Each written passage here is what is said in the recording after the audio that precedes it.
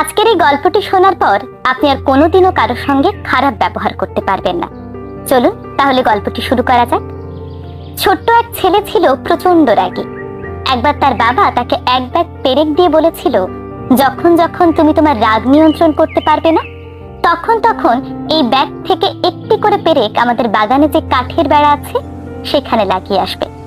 ছেলেটিও তার বাবার কথা মতো কাজ করতে লাগলো। দেখা গেল একদিনেই কাঠের বেড়াতে 37টি পেরেক লাগাতে হয়েছে ছেলেটি। এভাবে ধীরে ধীরে সে তার কাজ চালিয়ে যেতে লাগলো।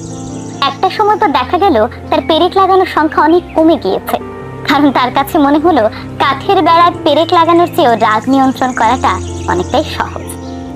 আস্তে আস্তে তার পেরেক লাগানোর সংখ্যাও কমতে লাগলো। একটা সময় এলো যখন আর তার একটি পেরেকও লাগাতে হয়নি। তখন সে তার বাবাকে গিয়ে বলল, বাবা, আমার কিন্তু আজ আর একটি পেরেকও লাগাতে হয়নি।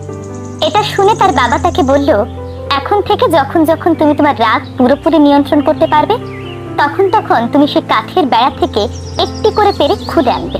তারপর একটা সময় আসতো যখন ছেলেটি পেরেক খুলতে খুলতে সবগুলো পেরেক খুলে ফেলেছে। তারপর তার বাবা তাকে নিয়ে বাগানে গেলেন। গিয়ে বললেন, তুমি খুব ভালো কাজ করেছো, তুমি এখন তোমার রাগ নিয়ন্ত্রণ করতে পারো। কিন্তু লক্ষ্য করে দেখো, কাঠের বেড়ায় যে ক্ষতগুলো লেগেছে সেগুলো কিন্তু মুছে যায়নি। এই ক্ষতগুলো আর কখনোই মুছতে পারবে না।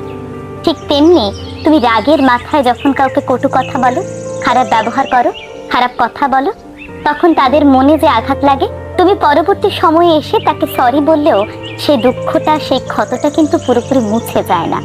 তাই রাগের মাথায় হয়েও কাউকে কখনো খারাপ কথা বলবে না, খারাপ ব্যবহার করবে না। তাহলে তার মনে তুমি যে আঘাত দেবে তা চিরস্থায়ী হয়ে থেকে যাবে। মানুষের শরীরের আঘাতের চেয়েও মনের আঘাত বেশি ভয়ানক। গল্পটি কেমন লাগলো অবশ্যই কমেন্ট করে জানিয়ে যাবেন। ধন্যবাদ সবাইকে।